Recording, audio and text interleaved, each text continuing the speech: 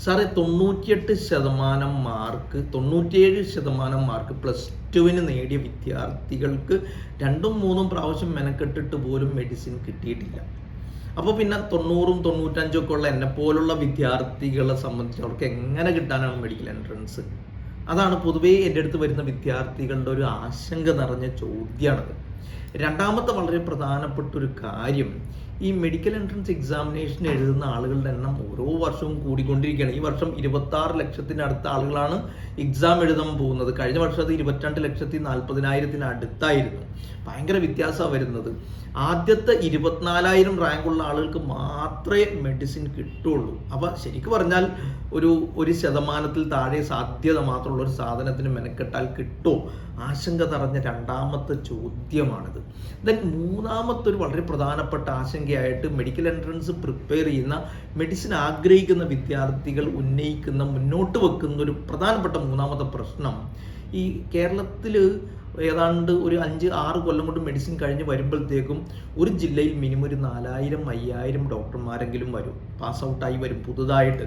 അപ്പോൾ ഞങ്ങൾ MBBS കഴിഞ്ഞ് വരുമ്പോഴത്തേക്കും ഒരു ജില്ലയിൽ, ഞങ്ങളുടെ ജില്ലയിൽ മിനിമം ഒരു 5,000 പേരെങ്കിലും MBBS കഴിഞ്ഞ് വരുന്നവരുണ്ട്. അവർ അക്കോമഡേറ്റ് ചെയ്യാൻ അവർക്ക് ജോലി ഓപ്പർച്യൂണിറ്റി ബുദ്ധിമുട്ടാവില്ലേ?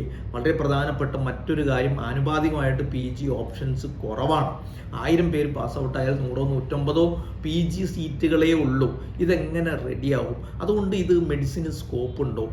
പഠിച്ചിട്ട് വല്ല കാര്യമുണ്ടോ? ഇത്തരം കാര്യങ്ങൾ ചോദിക്കുന്ന, ആശങ്കപ്പെടുന്ന ഒരുപാട് വിദ്യാർത്ഥികളുണ്ട്. നമുക്ക് ആദ്യത്തെ വിഷയത്തെക്കുറിച്ചൊന്ന് ചർച്ച ചെയ്യാം. നമ്മുടെ നാട്ടിൽ പൊതുവേ വിദ്യാർത്ഥികളുടെ ഒരു പഠന രീതി എന്താ?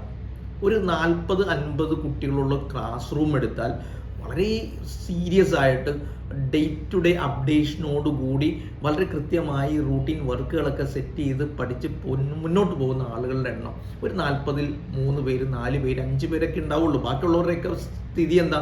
തലേന്ന് അവർ പരീക്ഷ അടുക്കുമ്പോൾ മാത്രം പ്രിപ്പയർ ചെയ്യുന്ന ഒരു രീതിയാണ്. പരീക്ഷ തുടങ്ങുന്നതിൻ്റെ ഒരാഴ്ച മുമ്പ്, 2 ആഴ്ച മുമ്പ്, 1 മാസം മുമ്പൊക്കെ മാത്രം പഠനം തുടങ്ങുന്ന വിദ്യാർത്ഥികളുണ്ട്. നമ്മുടെ കുട്ടികൾ നല്ല ബുദ്ധിയുള്ള, നല്ല ഇൻ്റലക്ച്വൽ കപ്പാസിറ്റി ഉള്ള കുട്ടികൾ തലേന്നൊക്കെ പഠിച്ചിട്ട് 98-99% മാർക്ക് വാങ്ങുന്നു. നമ്മുടെ പഠന രീതിയും അങ്ങനെയാണ്. ഇന്ന് പഠിക്കുക, നാളെ പരീക്ഷ എഴുതുക, മറ്റന്നാൾ മറന്നു പോവുക എന്നതാണ് നമ്മളുടെ രീതി. അപ്പോൾ തലേന്നൊക്കെ പഠിച്ച് 1 മാസം കൊണ്ടൊക്കെ പഠിച്ച് 98% മാർക്ക് വാങ്ങുമ്പോൾ നമ്മുടെ വിദ്യാർത്ഥികൾ ഭയങ്കര കോൺഫിഡൻസ് അങ്ങ് ഡെവലപ്പ് ചെയ്യും അല്ലേ? ഉഷാറാണ്, ഞാൻ ഇങ്ങനെയൊക്കെ പഠിച്ചിട്ട് തന്നെ ഇങ്ങനെ കിട്ടുമെങ്കിൽ മെനക്കെട്ട് എനിക്ക് എന്തൊക്കെ നേടിയെടുക്കാം എന്ന ചിന്ത വരും. മാത്രമല്ല, ഈ മാർച്ചിലെ പബ്ലിക് എക്സാം കഴിഞ്ഞതിന് ശേഷം മെയ്യിൽ വരുന്ന നീറ്റ് എക്സാമിനേഷൻ്റെ ഇടയിൽ 1 മാസം മാക്സിമം 40 ദിവസം സമയമുണ്ടാവും. ആ സമയം മെനക്കെട്ടിട്ട് ഈ കുട്ടികൾ എന്ത് ചെയ്യും? അത്യാവശ്യം നല്ല മാർക്കോടുകൂടി നീറ്റ് ക്ലിയർ ചെയ്യും. എന്നുവെച്ചാൽ ഒരു 720-ൽ ഒരു 300-350 മാർക്ക് വാങ്ങുമ്പോൾ 1 മാസം കൊണ്ട് പഠിച്ചിട്ട് ഇത്രയൊക്കെ വാങ്ങാമെന്നുണ്ടെങ്കിൽ 10 മാസം കൊണ്ട് 720 ഒരു വലിയ കടമ്പയല്ല എന്ന ചിന്തയോടുകൂടി കുട്ടികൾ എന്ത് ചെയ്യും? പരീക്ഷയ്ക്ക് വേണ്ടി അപ്പോൾ ഒന്ന് റിലാക്സ് ചെയ്ത് ദെൻ നീറ്റിൻ്റെ റിപ്പീറ്റേഷന് പോകുന്നതിന് മുമ്പുള്ള 1 മാസം അടിച്ചു പൊളിച്ച് അങ്ങനെയൊക്കെ നടന്ന് ഈ പാഠഭാഗങ്ങളും പാഠ്യേതര ഭാഗങ്ങളും എല്ലാം വിട്ട് ഒഴിവാക്കി, എന്നിട്ട് പിന്നെ നീറ്റ് പ്രിപ്പറേഷന് വേണ്ടി പിന്നീട് ഇയാൾ പോകും അല്ലേ? ജൂൺ ജൂലൈയിലൊക്കെ ആയിരിക്കും മിക്കവാറും നീറ്റ് റിപ്പീറ്റേഷൻ ക്ലാസ് സ്റ്റാർട്ട് ചെയ്യുന്നത്. മൂപ്പർ അത് തുടങ്ങി കുറണ്ട് എത്തുമ്പോഴാണ് ആദ്യമൊക്കെ ഭയങ്കര നല്ല രസത്തിലങ്ങ് പോകും. കാരണം 1 ചാപ്റ്റർ 2 ചാപ്റ്റർ വളരെ സ്പീഡ് കുറഞ്ഞ് ക്ലാസ് എടുക്കുന്ന ഒരു രീതി, പഠിക്കാൻ ഇഷ്ടം പോലെ ടൈം. ഇതിങ്ങനെ കുറേ അങ്ങോട്ട് കഴിഞ്ഞ് പേസ് ഇങ്ങനെ സ്പീഡ് ഇങ്ങനെ കൂടി വരുമ്പോഴത്തേക്ക് ഒരു 3 മാസം കഴിയുമ്പോഴത്തേക്ക് ഇത് അങ്ങോട്ട് സ്പീഡ് കൂടും. ചിലപ്പോൾ പല ചാപ്റ്ററുകളും നമ്മൾ ആദ്യമായിട്ട് കേൾക്കുന്ന ഫീലിംഗ് ഉണ്ടാവും. സത്യത്തിൽ നമ്മൾ കണ്ടന്റ് പഠിച്ചിട്ടില്ല എന്നുള്ളതാണ്. ആ പരീക്ഷയ്ക്ക് വേണ്ടി എക്സാമിനേഷൻ വ്യൂ പോയിന്റിൽ പ്രധാനപ്പെട്ടത് നോക്കി പഠിച്ചു പോകുന്ന ഒരു രീതി നമുക്കുള്ളത് കൊണ്ട് മിക്കവാറും സംഭവിക്കുന്നത് എന്താ? പരീക്ഷ ബുദ്ധിമുട്ടാവാൻ പിന്നെ അങ്ങോട്ട് തുടങ്ങുന്നിടത്ത് എല്ലാം പ്രശ്നങ്ങൾ വരും.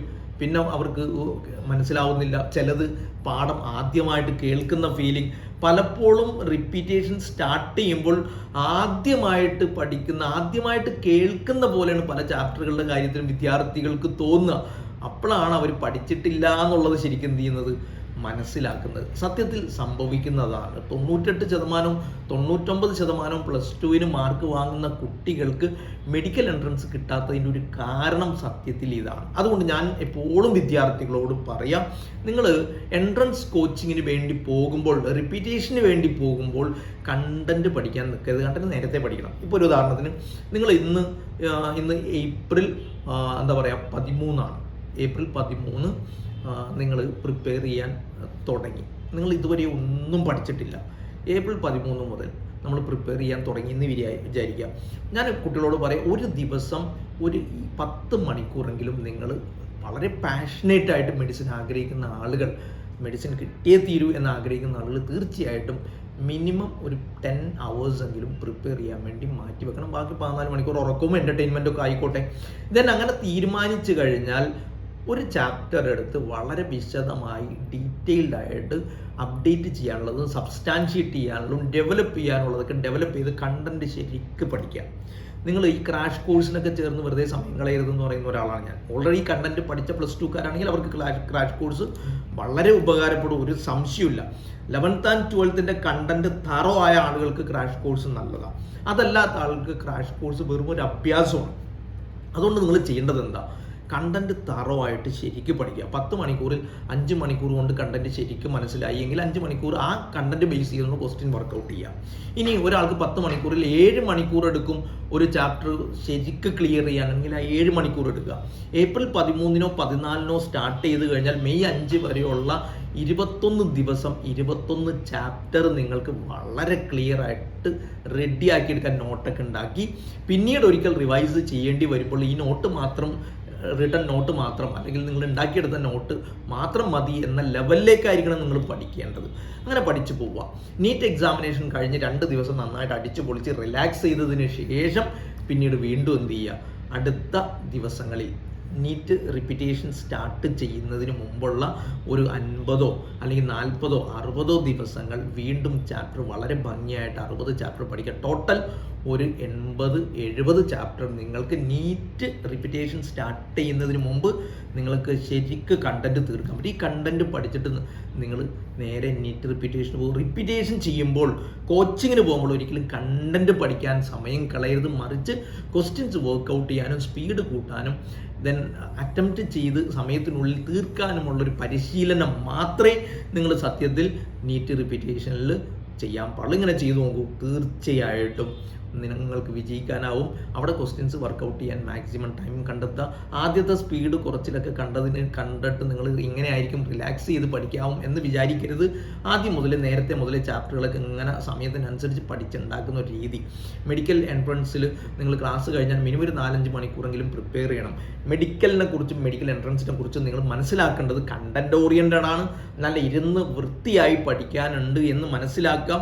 ദിവസവും 4-5 മണിക്കൂർ സ്പെൻഡ് ചെയ്യാൻ തയ്യാറാവുന്ന ആളുകൾ, ക്ലാസ് കഴിഞ്ഞതിന് ശേഷം തയ്യാറാവുന്ന ആളുകൾക്കും ക്ലാസ് ഇല്ലാത്ത ദിവസങ്ങളിൽ ഒരു 10 മണിക്കൂറെങ്കിലും പ്രിപ്പയർ ചെയ്യാനും വർക്ക് ചെയ്യാനും സാധിക്കുമെന്ന് വിശ്വാസമുള്ളവർ മാത്രം മെഡിക്കൽ എൻട്രൻസ് കോച്ചിങ്ങിന് പോയേച്ചാൽ മതി എന്നാണ് എൻ്റെ ഒരു അഭിപ്രായം.